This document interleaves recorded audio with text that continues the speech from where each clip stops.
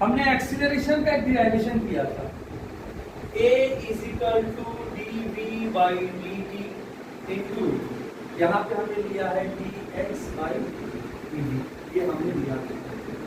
Next a is equal to अगर लेते हैं तो dv by dx into dx by dt। Total अगर कॉमन करते हैं तो a इज इक्वल टू हमको मिलेगा v dv बाई dx।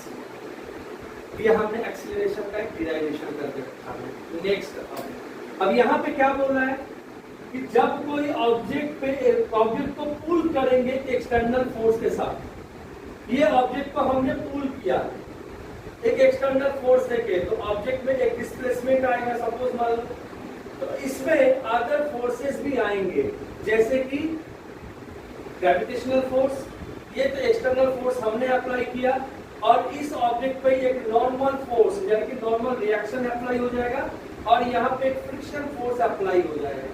तो यहाँ पे अगर हमको जानना है तो अगर मान लो इस पोजीशन को हमने u पकड़ लिया, यानी ऑब्जेक्ट कहीं ना कहीं से तो स्टार्टिंग ले रहा है, तो u यहाँ से हमने डिस्प्लेसमेंट करना है, तो यहाँ पे हमारा ऑब्जेक्ट में कितना फोर्स होगा और उसमें कितने चेंजेस आएंगे काइनेटिक एनर्जी में, वो हमें पता लगाना है।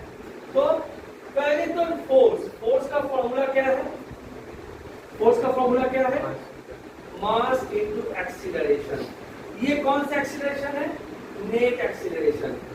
अब F इज इक्वल टू, हमने यहाँ का formula F is equal to m, acceleration का हमने अभी क्या फॉर्मूला निकाला है?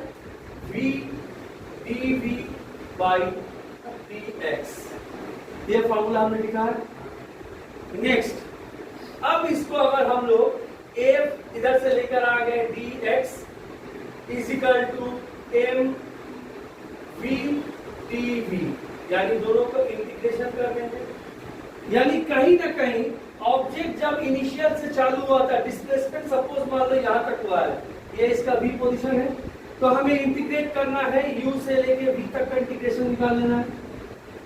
यहाँ पे आप देखो अगर वर्क डन बाई टोटल निकालना है, क्योंकि जितना फोर्स लगेगा उतना ही तो डिस्टेंस हो रहा है, मतलब F इंटू एस। एक्स का मतलब क्या था? डिस्प्लेसमेंट, तो डिस्प्लेसमेंट को हम लोग एस भी लिख सकते हैं, F इंटू एस मतलब हो गया वर्क डन, क्योंकि हम फॉर्मूला में जानते हैं W is equal to F into S. X को हमने एस ले लिया है, तो जब अगर निकालते हैं तो इसका अगर इंटीग्रेशन निकालते हैं m v dv, इसको इंटीग्रेशन कर देंगे u से v तक, तो वर्क डन बाई